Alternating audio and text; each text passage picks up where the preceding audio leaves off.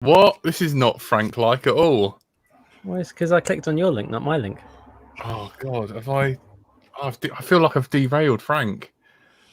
Hello and welcome back to another episode of Let's Drone Out, or what's left of it. Tonight we are joined by Andrew/Frank. Good evening. My buddy, my emergency life flotation ring, Paintless 360. Hello, evening. And I'm Bright Until I Fly. And summer's here, people. Yeah, is it warm enough for everybody? Because I'm sweating cobs in here at the moment. So apologies if I look very shiny. I've got a nice sea breeze, but the only thing is that breeze is hot. I might as well put my fan in my oven and have it blow onto me. That's what it feels like. Yeah, I've been fine all day, and then I left the nice air-conditioned office, and then it's nearly killed me walking home. But there we go.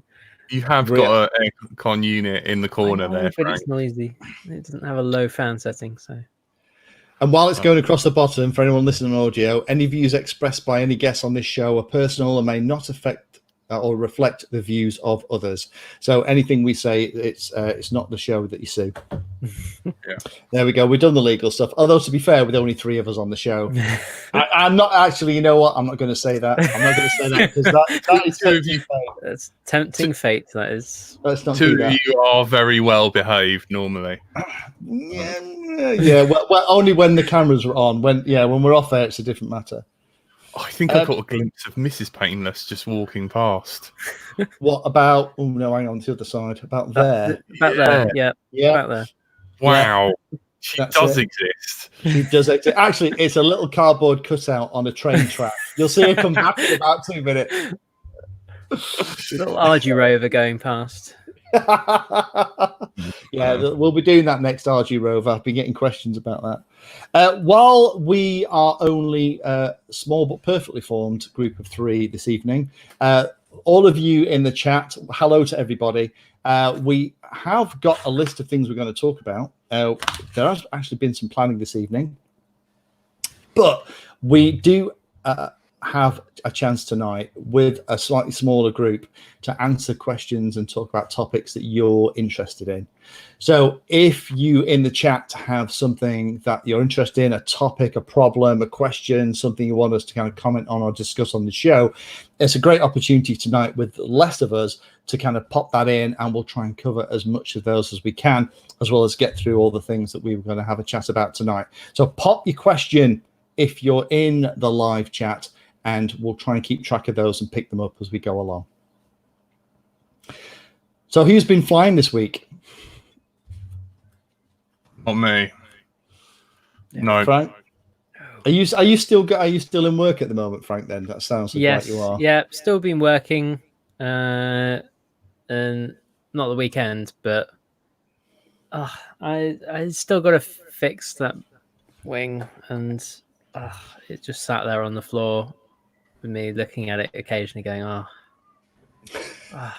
just knowing that whatever I open up and find in there, it's going to be painful to fix.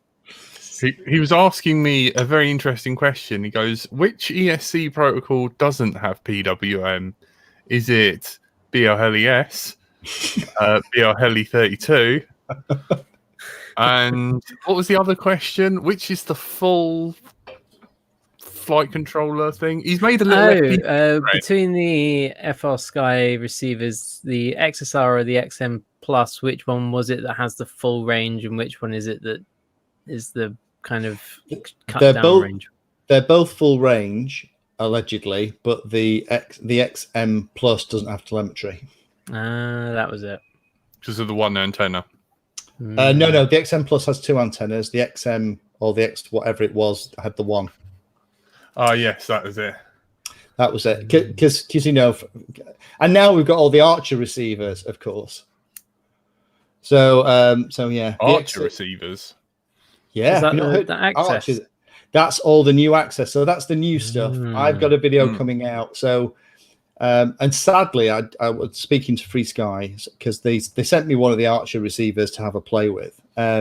and it runs and Access is actually a really good idea because it has lots of things. None of it is new, by the way, but it has lots of cool ideas like over-the-air updates. The ability to, yeah, because Crossfire hasn't been doing, yeah, absolutely. Get the pitchforks, but the ability to have multiple radios bounce one receiver, multiple receivers bounce one radio, lower latency, blah, blah, blah. There's a whole list of stuff, right? So the new Archer receivers have come out, which are access only. Some of the older receivers, like the RXSR and things like that, could do ACCST and access. And they sent me a new one of the Archer receivers to play with, and it's very nice. But I kind of said, so what does this mean for ACCST X series receivers? And they kind of went, oh, we're not developing them anymore.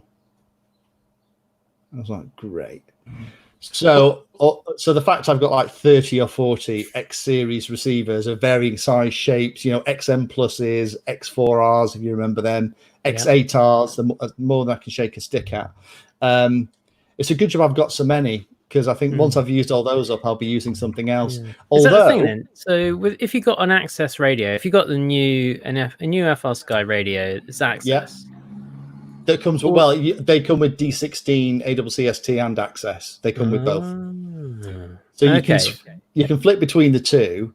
And then if you go into the access menu, you'll notice there's these things called, I think it's like register. So you have to register it first, and then you bind to it. So the way that binding works is different.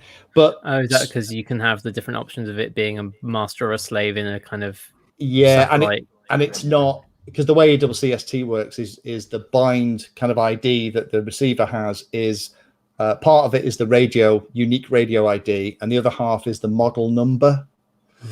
So that's why you have to rebind it, because every radio has its own ID. So you can't. However, the multi-protocol boys are playing with the cloning function. So you can actually make one radio pretend it's another radio, so that you can do that anyway. So there's a lot of stuff going on, but long story short, yeah, the X series receivers is dead.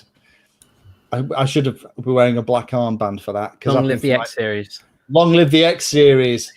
Access is a fad, because I've been flying the X series for 4 odd years, and they're just bloody great little receivers. The reason I was asking Jack about which one of it is the good one, essentially, was the question.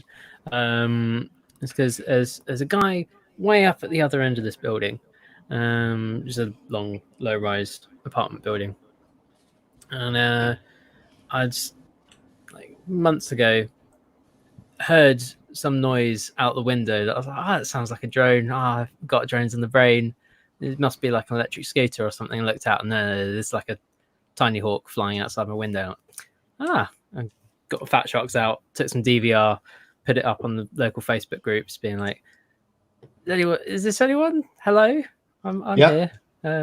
And got in touch with him that way. And but he's fairly new to it. And he was struggling. He can get more than 10, 15 meters away from him before his quad was falling out the sky. But he was on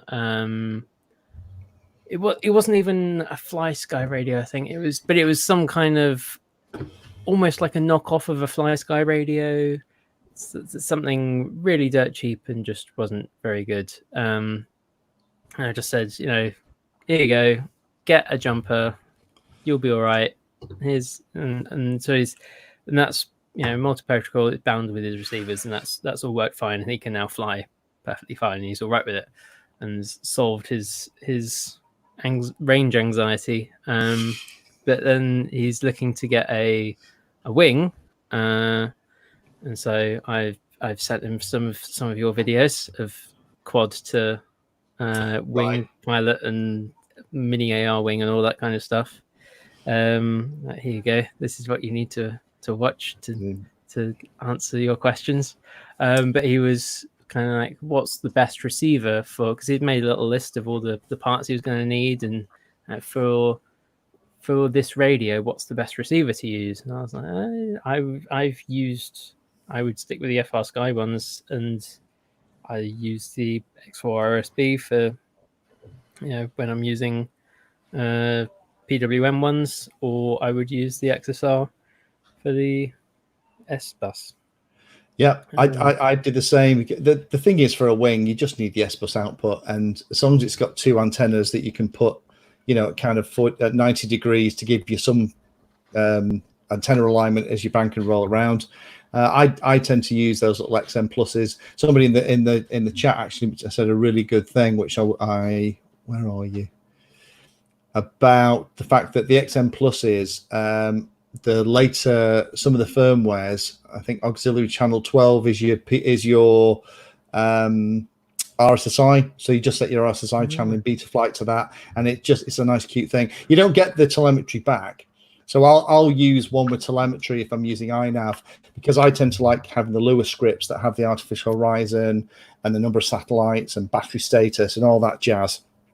I know my mate's always impressed because I've got a little ZOHD Dart that's got the brain FPV stuff in it running iNav, and the telemetry comes down over a XSR, I think it might be that in it, over smart port, and it's got the Lua script on it.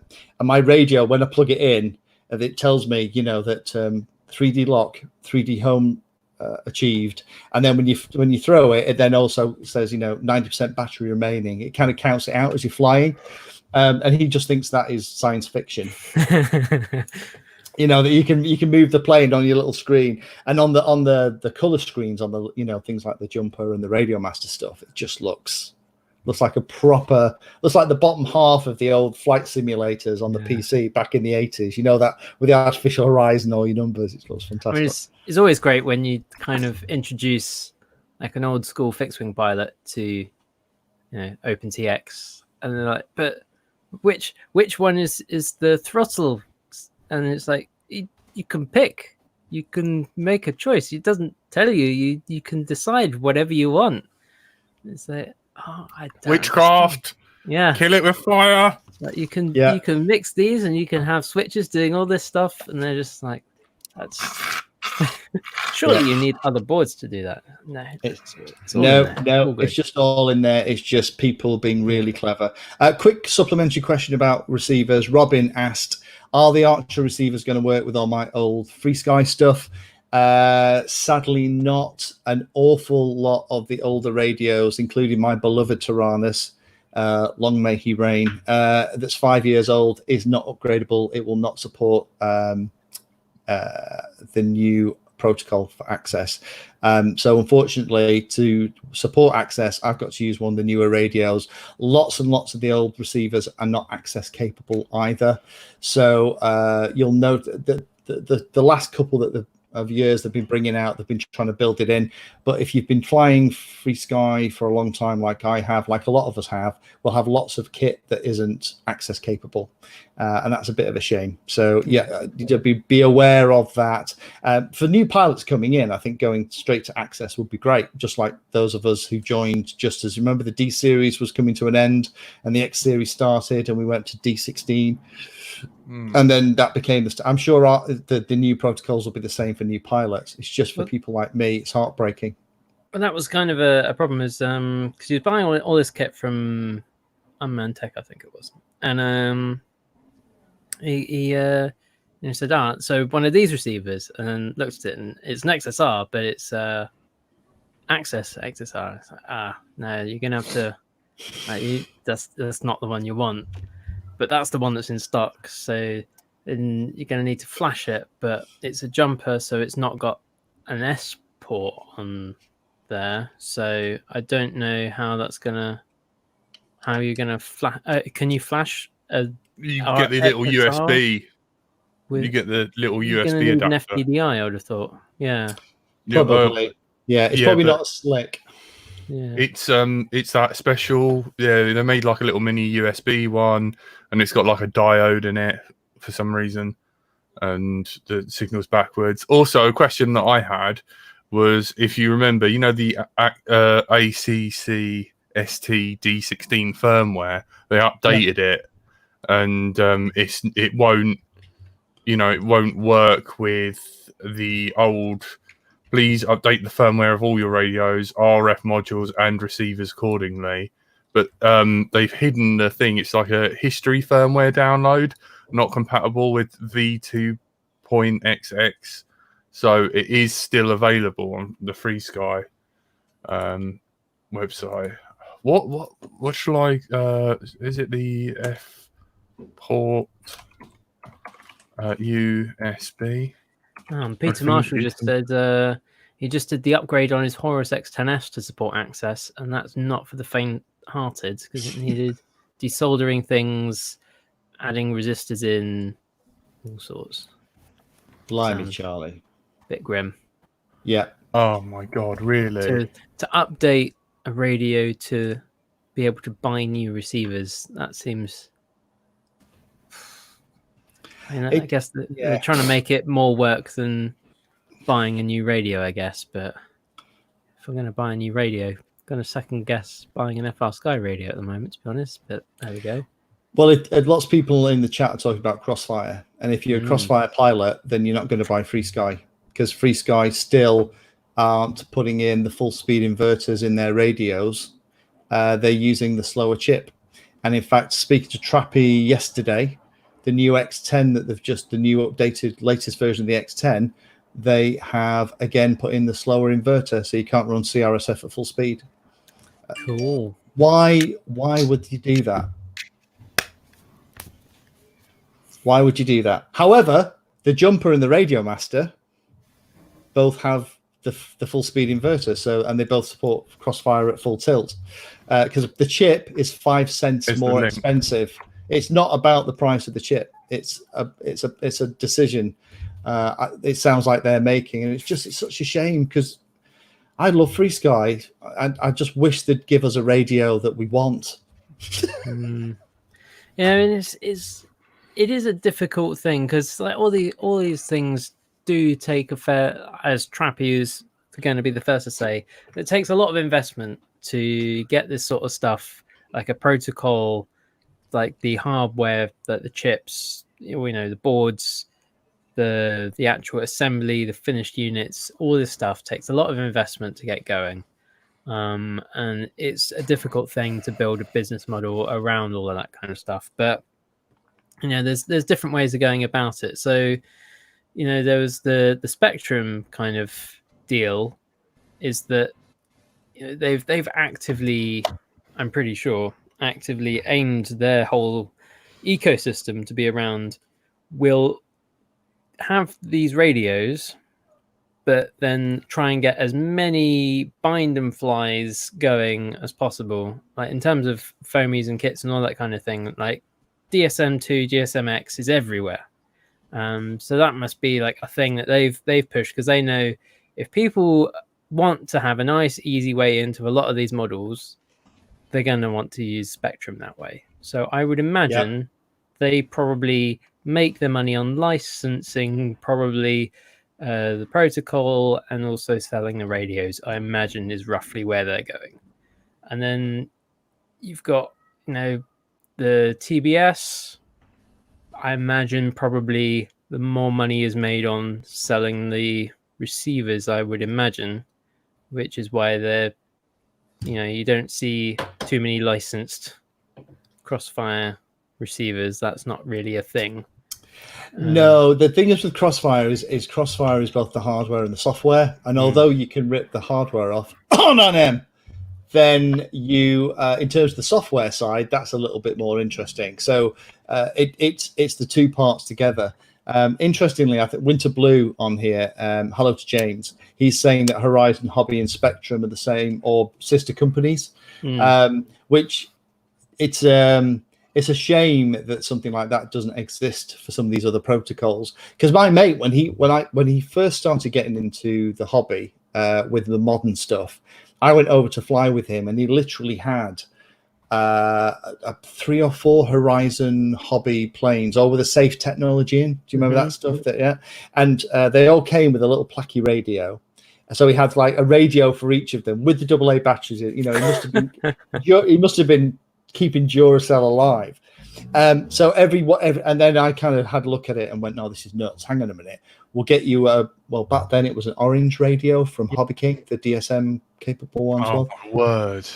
And we actually replaced all of these placky radios with horrible gimbals, because he had a problem with one of the planes. He'd be flying away and it'll, you know, and then suddenly the throttle would just go, boop, and he'd dead stick it, and then it'd move the throttle around, and then he'd catch the track again, and then the throttle would start up. Oh, I see. So there was the dodge. It's not a signal thing. It's no. the actual gimbal. The potentiometer on the axis of the gimbal has a dead spot, and it always found that. Yeah, and of course, when he was panicking, he didn't think of that. So in the end, we gave him this other radio, which was Spectrum, and then he's been FrSky. He's been FrSky for about 3-4 years. I've got him on the Taranis. But you're right. All that bind to fly stuff. I mean, even things like the E-Flight.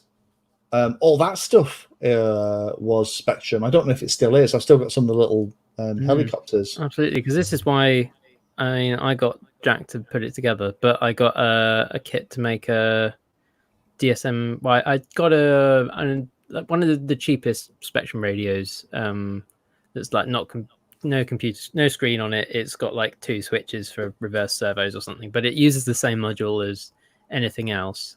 And there was a module, JR module bay, and a kit to put this together, to put that in the bay of the Taranis.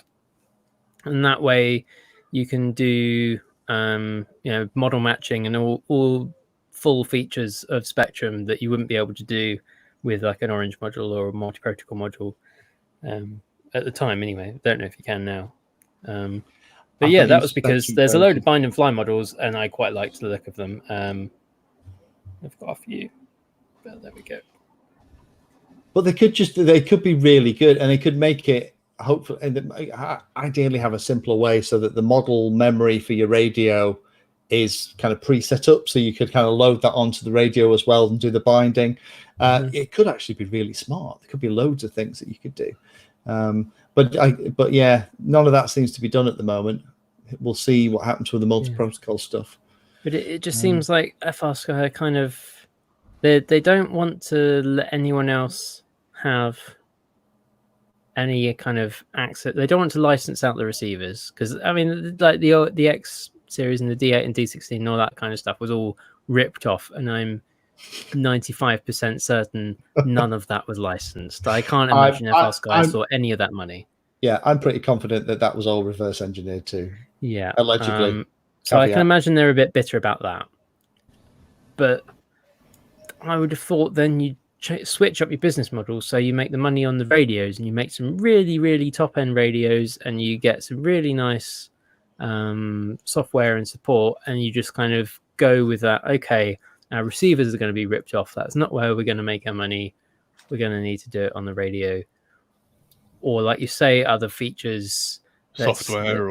Let's have a database of stuff that people can upload their model to, and it just downloads to your radio, or whatever else. You see, I think have not gone. They're just like, people have ripped off our radios, ripped off our receivers. Other people are using our radios with their protocols, so we're going to stop that from happening. So now our radios are less useful. And then, other people are using the software that's on our radios and making other radios. And they seem to be kind of like, people are finding uses for our hardware. Well, we must put a stop to that. And it seems to be, rather than building an ecosystem, they're actively removing all their hardware from any of these ecosystems. It seems very odd. I think you're right. I've done a couple of videos on the things like the new jumper that came out, and the Radiomaster TX16S or whatever it is. And these are quite new radios, right? So we don't know how they're all going to survive. And the thing that makes me laugh, and that kind of linking onto that comment that just came on the screen, is when the Taranis first came out. Bear in mind, FrSky didn't create the Taranis; they inherited that design from somewhere else. A lot of people got it and tried it out, coming from Spectrum or Futaba or high-tech radios, the radios that cost 3 times as much as the Taranis did. I remember I got my first Taranis and played with it and thought, it's a bit plasticky. And you kind of don't know where it's going to go. But we're kind of at that same initial stage with things like the Jumper and the Radio Master. They've only just come out. We don't know how they're going to survive. Both of them have taken lots of things that have been learned over the past year and a half with the internals of things like the original T16, which were problematic for a lot of pilots. And people have been coming on to me and saying, "Oh, why are you talking about these radios? They're crap. They're really cheap and nasty." And you kind of go, "No, hang on a minute. If FrSky had actually given us the radios that we as pilots have been after and had kept the infrastructure open to support all of the protocols without having to redo your radio, provide modules and upgrades and simple paths and support things like Crossfire and all that jazz, then there wouldn't be any place in the market. Jumper would have sold a single radio. Who's going to buy a Jumper radio where you can get a radio from FrSky, who's been doing it for 5 years and doing it really well, when it has all the features that you want? The reason that Jumper, in my humble opinion, and Radio Master have a market is because FrSky, as you rightly said, are trying to be more like a Tesla or an Apple or one of these other kind of monolithic proprietary systems, rather than just saying, "You know what? We'll give you all the tools, and we can't wait to see what you do with it. And the really good stuff we'll implement in future versions of the product." That it's the polar opposite of that, or it has felt like that to me for the last 2.5 years. Yeah, I mean that's really DJI's success has been letting the community find different things and watch what they do and go, that's how people want to use it. How do we make something that fills that need and makes us loads of money? Whereas FrSky seems to be going, people are using it not in the way we intended, so let's not make money out of that. Let's stop other people making money out of that. It's if I had the radio with the same kind of that did the same stuff as the Radio Master TX16S, which is the one that I think I'm going to replace my Tiranas when it eventually dies. Well, may he reign. The things that really impress me is the multi-protocol module in there support AWCST version 1, and it also supports AWCST version 2. My FrSky radio can't do that. Why can my FrSky radio not do that, and a third-party radio that's using potentially, allegedly cloned caveat versions of the technology just knock it out? It's little things like that just bug me. If a FrSky had a radio that did all that would give me access to, but basically I could have almost any FrSky receiver I wanted, and connect it to the radio and get it working, I wouldn't buy the Radio Master. I'd be quite happy. Yeah. But they haven't. I mean, the Drone Racer in the chat has said they want to be like Apple. But again, Apple is all about building an ecosystem that people want to be in. And that sort of the hardware follows that in a way. I think also that Apple are very monolithic. They're not into working with third-party stuff. That's the thing is they can do that because they have complete vertical integration. So they do everything from the software, OS. They put everything together and they make this monolithic ecosystem where if you're in there, it does everything you want it to do. But that's the thing. If you're in there, you have to buy the full pack of Kool-Aid. You can't just pick bits that you like, because then if you go in, you're all in. You kind of disappear in. And I think that's the thing, and particularly also with the GGI technology, things like the HD system. The HD system is a technical tour de force. It took me a long time to kind of get to grips with it, and now it's one of my favorite ways to fly FPV. I just wish that the DJI system played better with analog FPV, and I know you can get it to work if you're careful, but I would just like to not have to do all that buggering about. But if I want to fly that, my mate we have to try and then figure out and get him as far away on the legal channels as available, so he's away from all this this duplex HD data that I'm about to just throw into the air. Whereas if you and your mates are all DJI at the field, piece of cake, right? Because you've got like what, 8 channels or 6, whatever it is, wherever you are. You just all choose the channel and away you go. If you're flying with analog mates, then that becomes really complicated. And it's that kind of example where if, for example, with the shark bite stuff, that has a very different technology. That has the way it's been designed is, surprise, surprise, Fat Shark are designing the transmission technology to use a narrower band, which may mean we get a slightly lower picture, to be confirmed. We haven't all seen the latest version yet, but it means that in terms of the way the channels work for the shark bite system and for the analog system, they're kind of the same. So it's easier for 2 of the guys at the field to be flying HD or shark bite, and 2 or 3 other guys to be flying analog, and not to step on each other. And it's things like that that really illustrates the difference between those companies who are kind of thinking about what's already out there and trying to fit in with that ecosystem, and those ones that just go, well, no, we don't care about that. We'll give you the best technology, and it's kind of up to you, to kind of show us how you want to do it. And those are kind of the 2 different camps, aren't they? But I think that's the thing, is that if you look at what people are doing with the stuff that you put out there, and you look and you grow your ecosystem, you can get it to a point where it does cover everything that a lot of people in that ecosystem want to do, and then you can close off that ecosystem and it will support itself, which is what DJI have done. It's what Apple have done, and that works, because once you have people in that ecosystem, then you can close the doors and they can be locked in there, but they're happy to be in there because it does everything they want it to do. What FrSky are doing is going, people like moving stuff in with lots of other things.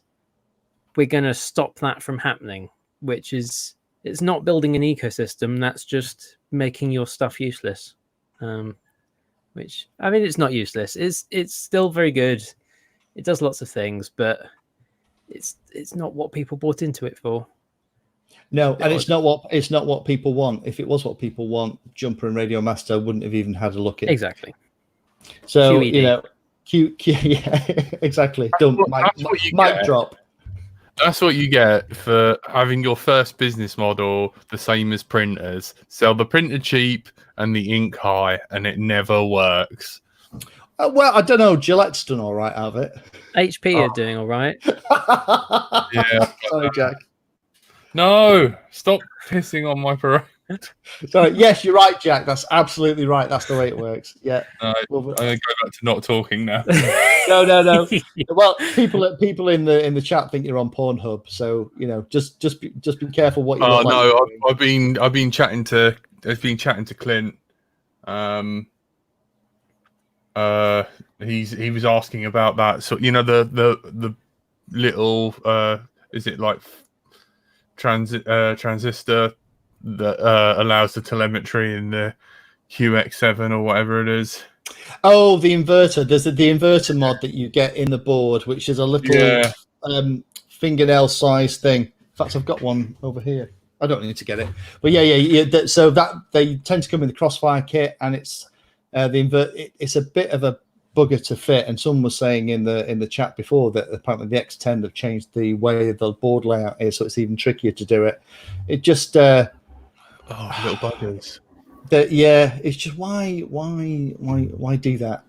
Have you seen Peter Marshall's? Like, he sent me over the video for the doing the mod to the Horus X10 access upgrade kit. And it does literally involve like getting the old hot air out, and you might be able to do it with an iron, but that is pretty mean. He also asked another question as well: is why can't they create an access module for the JR bay, especially for radios that support the full speed inverter?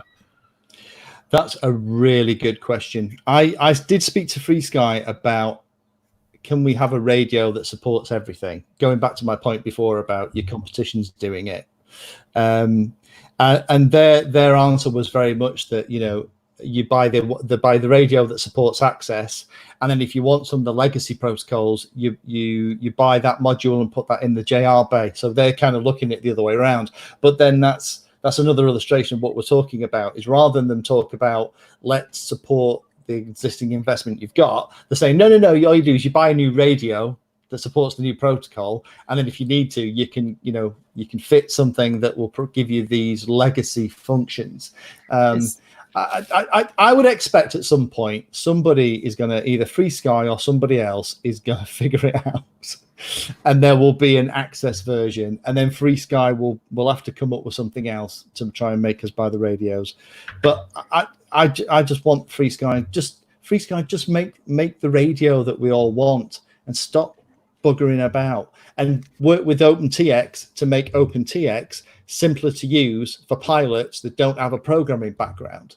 Because the other problem we've got with the FrSky radios, and a lot of others now, if you look at things like the Tango 2 from TBS, the Jumper, the Radio Master, all of them are jumping on the OpenTX bandwagon, which is brilliant, because OpenTX is an amazing, powerful, comprehensive operating system for your radio, but it is incredibly difficult if you want to do anything apart from really basic stuff. I spent an entire hour yesterday talking to a Patreon to do something very basic and set up a flying wing, but his head had literally exploded. His brain was dribbling out of his ears, and it's something on Delta wing. It was Elevon mixing with a stabilizer is actually what it was, but on a Spectrum radio and things like that, and Futaba, going back to those other radios, stuff like that's easy to set up. I've been saying to OpenTX and the guys for a long time, create. You can have these Lua scripts that sit on top that run as like a program, and they can be semi-graphical. Kind of yeah, the wizard is a Lua script, great example. Why don't you just make a really massive wizard that is the interface that makes it look like a Spectrum or a Futaba radio? So that has very simple things. Make the wizards half decent. At the moment with the wizard, unless someone can tell me wrong, because I don't use the wizards, I haven't for about 6 months, because I just get annoyed. Is when you go and set up a multi-rotor model, why doesn't it set you up the multi-rotor model with the 4 main controls plus a mode switch plus an arming switch? It doesn't. It just, last time I did it, it gave you the 4, throttle, aileron, elevator, rudder, or whatever order you've got them in. It's kind of like, hang on a minute, we've had arming switches and we've had 3-position mode switches for about 5 years. Well, since multi-Wii. Actually, no, multi-Wii was stick arming. But since Clean Flight, probably. So what's that, 4 years ago? Why can't we have an abstracted, simplified interface to OpenTX? Because that would really lower the entry bar for a lot of pilots who buy these radios because they see people like us using them on YouTube, and then they go to set up their first model and they're knackered. They're trying to follow the video that's for a slightly older version of OpenTX. There's 4 places that they can reverse the channel. Yeah. Right, there's at least three different ways you can do dual rates. So it's kind of like, and everybody's video is slightly different, right? So people will be doing dual rates in the input and the mid, and it's just, how do you do it? It's just like, no, just make it really easy. Say, do you want to set up a multi-rotor? Is it going to be for beta flight? Do you want an arming switch? Do you want a mode switch? Flick the one you want. Right, done, go. Now I'm going to put it into bind. When the radio starts beeping, press the bind button and apply power to your model. Make sure your props are on. Why can't it just do that and step you through? Or the next thing would be to get bi-directional protocols for the flight controller to discuss with your radio what needs to happen, and it just maps everything. Just, you don't even need to tell it like channels and things, and it just goes, there you go. Done. I love that idea. Yeah, having Betaflight or something pump down via smart port what the settings are to auto configure the channel order, and to automatically get the middle value channel values to 1500. Tell you what, people would buy it just for that. Mikey Dread said, painless, you'll be out of a job without having to teach everyone how to navigate OpenTX. Mate, if I never had to make another OpenTX video, I would be over the moon. There's about 300 on the channel. I have done it to death, and I'm now revisiting topics, because the way that the wonderful YouTube algorithm works is slave to the algorithm.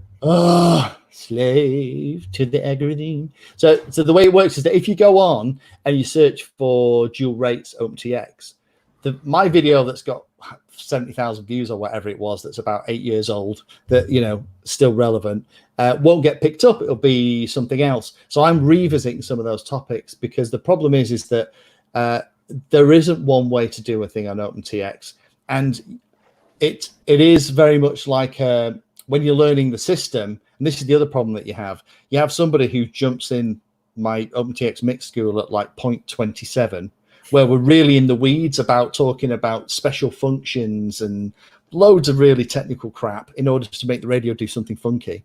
And at the beginning I say, okay, don't start here, start at the top, right, and work your way. Nobody ever does, and they watch it and go, can't make it work. And you go, okay, right, where are you getting stuck? Oh, I'm getting stuck in this and this bit. And what it is because, you know, they're trying to win the Formula One race at, you know, where Monte Carlo, and they've never driven before. And it's like, well, guess what? You know, you can't do that in one video. And OpenTX, this kind of illustrates my point, really. OpenTX has too steep a learning curve for so many people. It should be simpler. Everyone just thinks that the Painless 360 video is like plugging into the Matrix, and you know, you just like they just download and then you know what you're doing, and you can fly the Apache. Move to Vimeo, make YouTube video saying, "Hey, this is what you want to do. There's my Vimeo link." You go to Vimeo, and what happens is that you make that recording, and then somewhere random in the middle of it, you give the password to the next video.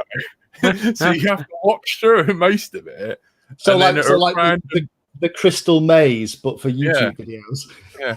So now you've done that, and you've assigned a channel order, and this is how you've reversed your servos. And then now we're going to look at adjusting your endpoints. So the next video, the password is sausage, and then carry on. You can do it on YouTube. You just have in like the top right hand corner, you just have a little letter that just changes every few seconds. And if you write them all down, that's the code for the YouTube URL for the next video.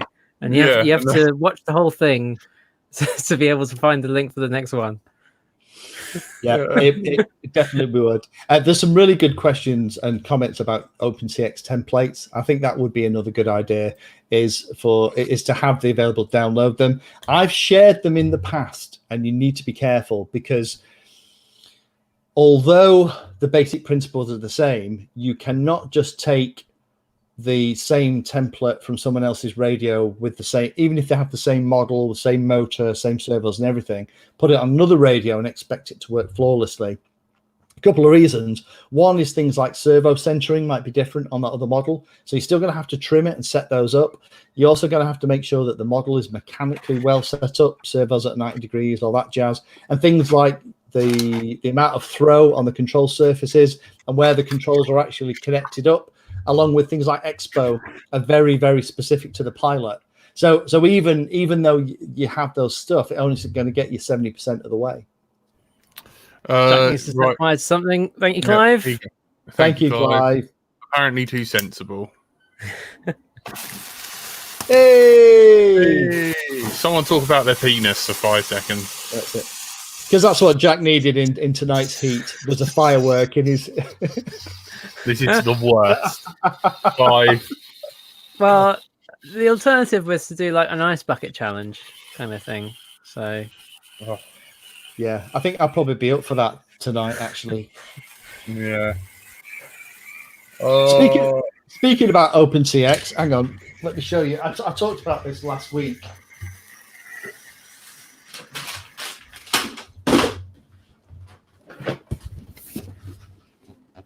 Ooh. So you have to explain what you're holding up. So Jack's not allowed near those. No. He gets told off. He gets shouted at. I'm a bit worried about it as well. So for those of you that have watched my channel for a long time, you'll know that I started with a little bit of fixed wing. Are you all right, Jack? No, I've cooked myself even more.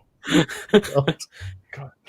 And then got into, sorry, yeah, just stick your hand in an ice bucket.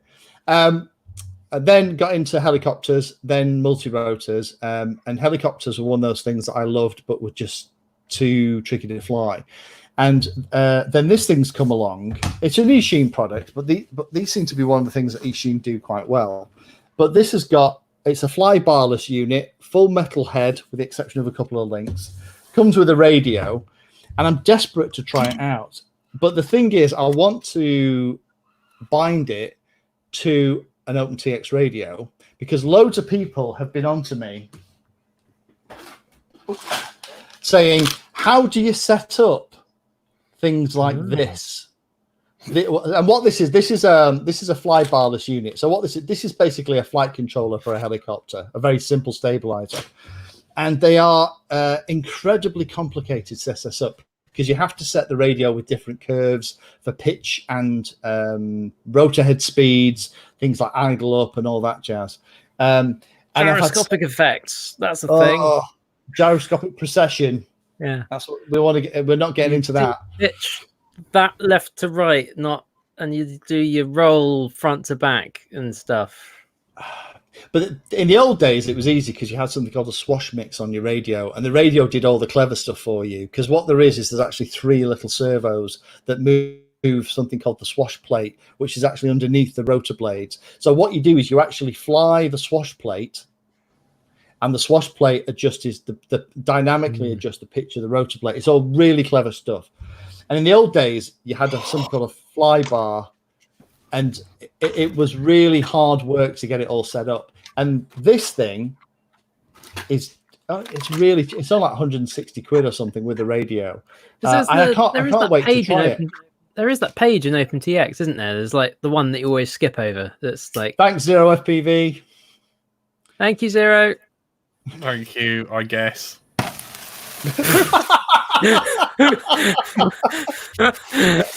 Safety tip: do not point it towards your pants. Oh wow! That's it. Literally, just get a bucket of water and just tip it over yourself.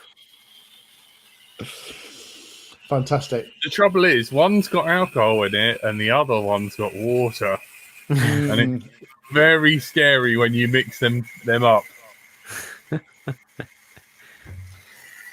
Should really write on them. Numbskull FPV was asking how much that is, that Ishin heli. If you go and search on Banggood for E160, it'll give you the current price. It's not expensive. The kind of technology that was in this was the stuff that, as I was coming out of helis, was things like the K. Well, this is a clone version, surprise. I don't think the K bar is made anymore. But all the fly barless units for things like the Align helis and stuff that I used to, it was all the new edge stuff. But apparently this has like like a self level and things like that. So I can't wait to fly it because I want to see how easy it is now to go back after being spoilt with multi-rotors back to a stabilized helicopter. Is it going to be a helicopter that just wants to kill you like the old ones did? Or is it going to be a helicopter that's kind of like got good manners and kind of can tie its own laces and, has had its riddle in this morning?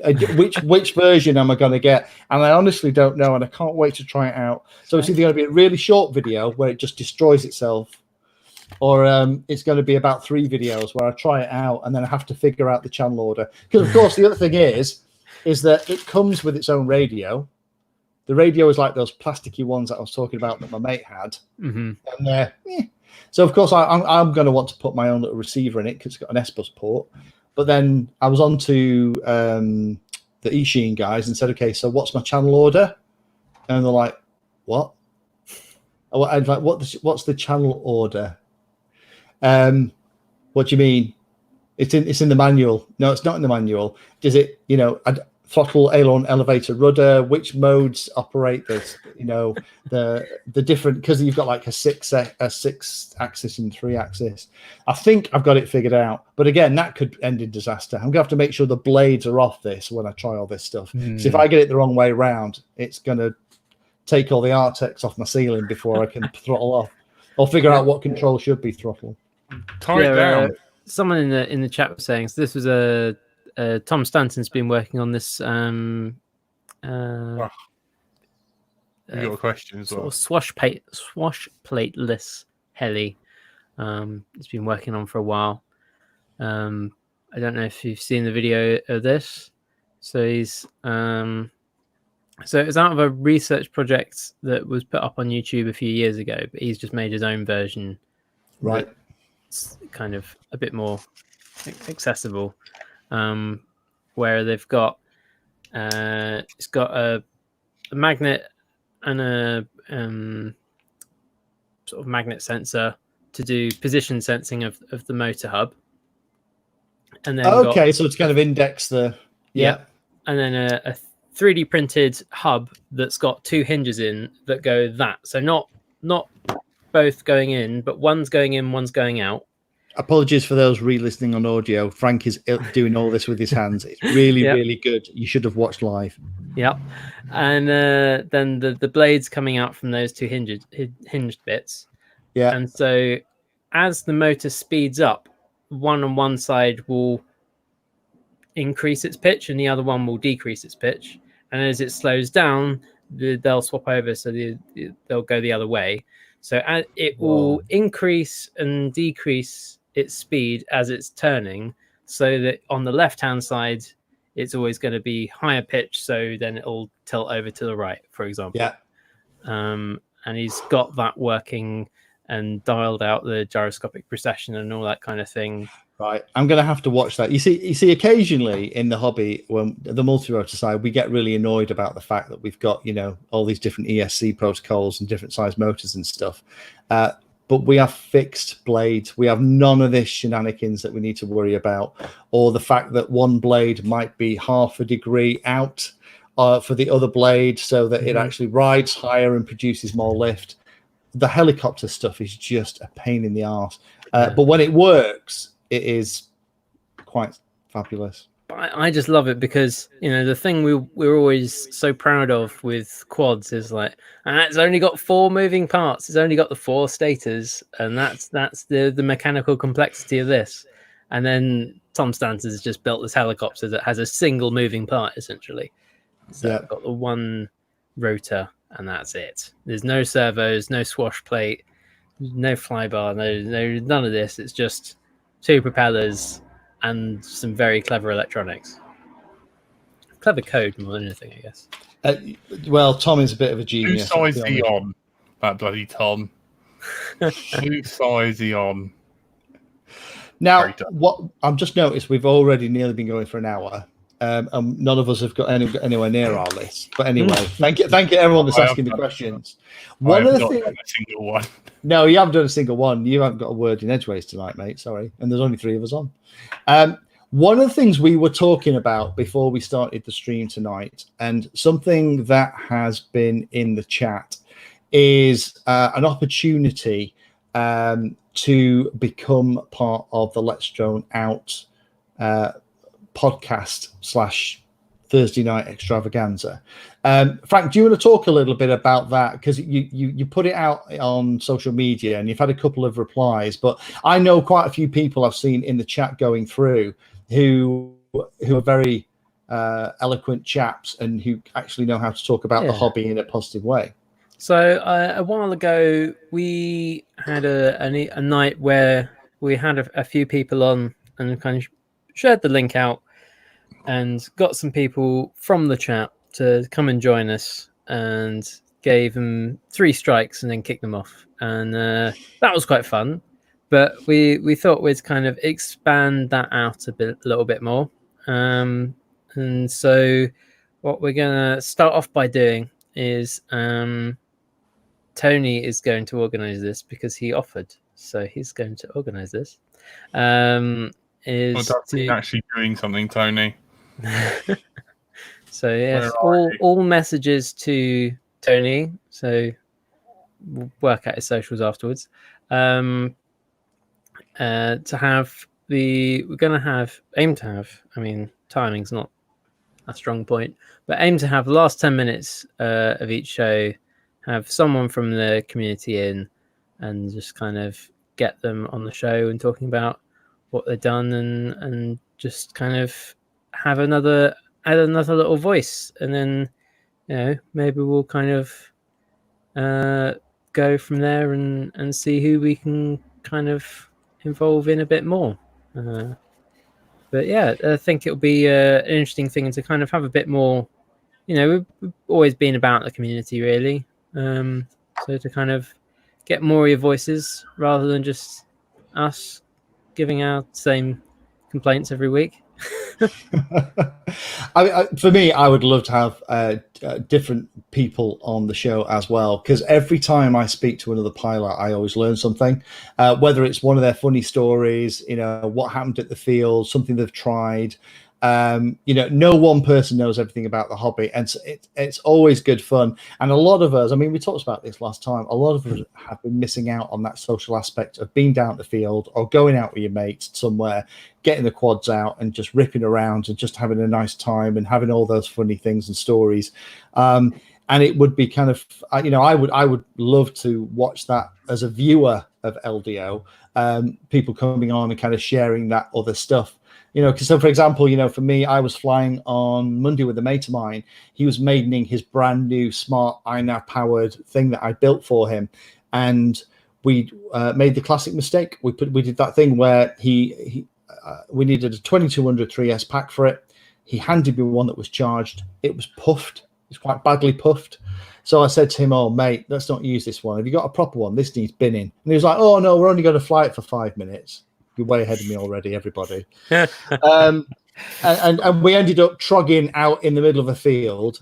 So my trainers were full of soil. But luckily it was on Monday, so everywhere was dry. But we used the RSSI trick on the radio, because luckily the battery was still connected. And we eventually found it. But it was just one of those, occasionally you do something and something goes wrong and you kind of go, "Oh my God, I knew that was going to happen. Oh, yeah. Why didn't I kind of go, what, mate? No, I'm not going to use that. Or, what, mate? We are going to take the prop off before I power it up." Yes. All those daft things. Because every time I hear one of those, it just reinforces that kind of don't be a dumbass. And if I'm at the field, there's a chance I might not make that same mistake next time. Because I tell you what, if my mate hands me a puffed lipo to just do a quick flight, I'm just going to hand it to him straight back and just go, "No, mate, I'm not risking your model for the sake of 10 minutes to charge another pack."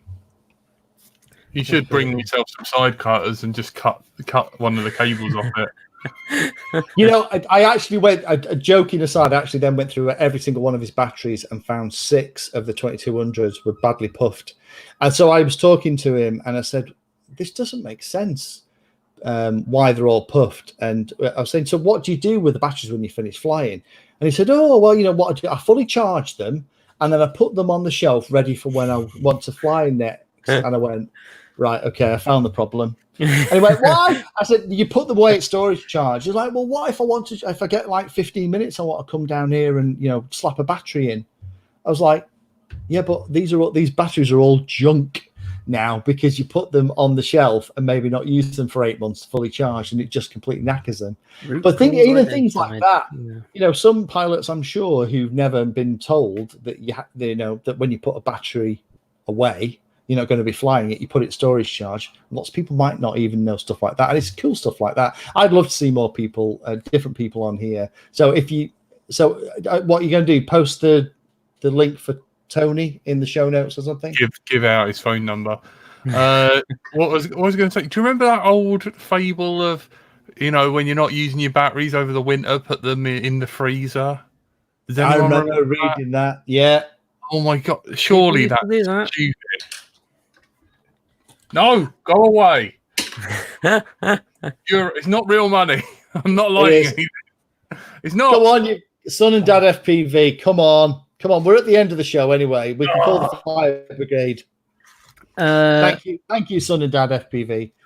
While Jack's finding something to set a light, quick update on the regulations. There's been a new exemption put out, so that the members of associations who have done the online test or had the A certs or B certs from FPV UK or BMFA or LMA or any of the others, those are valid through at least till the end of this year. So you don't need to worry about doing the test on the CAA ones if you've got one of those achievement scheme or competency certificates from one of the associations. But so far, there has not been an exemption from the end of this month to the end of this year for putting your operator ID on your models before you fly them. So at the moment, come July, you would have to put your operator ID on your model, even though you don't need to sit a CAA test. You can just use your ASAT or your BSAT or your RCC or your FPV UK ASAT or any of the others, and you've got your numbers through them. You can put those numbers on, but we'll see what happens next week because there's some meetings happening.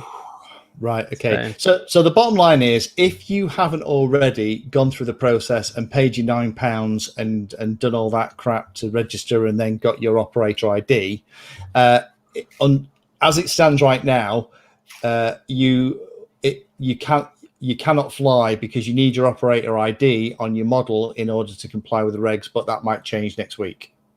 Yes. At the moment, gosh, this is July would mean you'd need your operator ID on your models, but there's some meetings happening over the next few days, including the weekend, because reasons that mean that maybe there will be an announcement next Monday, maybe, and maybe there'll be another exemption because more paperwork is better.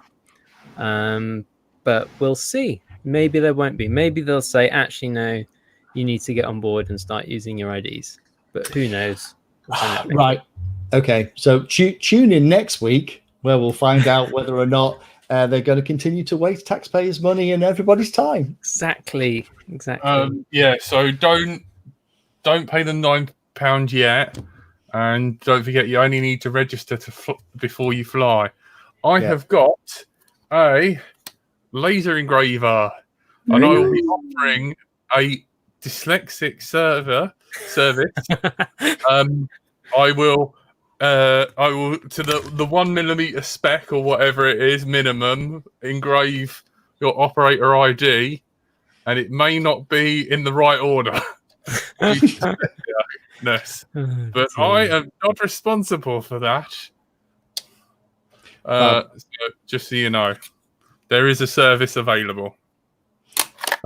I think I'm just going to wait and see what Uncle Frank says next week. I'll be tuning in for the update. So thanks for keeping us up to date with all that, Frank. I know it's not something I really want to know about, but at least if I'm in possession of the facts, I can make an informed choice. In all honesty, I wouldn't have read this one out apart from the fact that it's been posted by BMFA, and it looked, on my first impulse, I was like, oh, this is just extending the exemption that we've already had to basically ignore all the regulations. And I was like, oh, yes, finally they've extended that to the end of the year.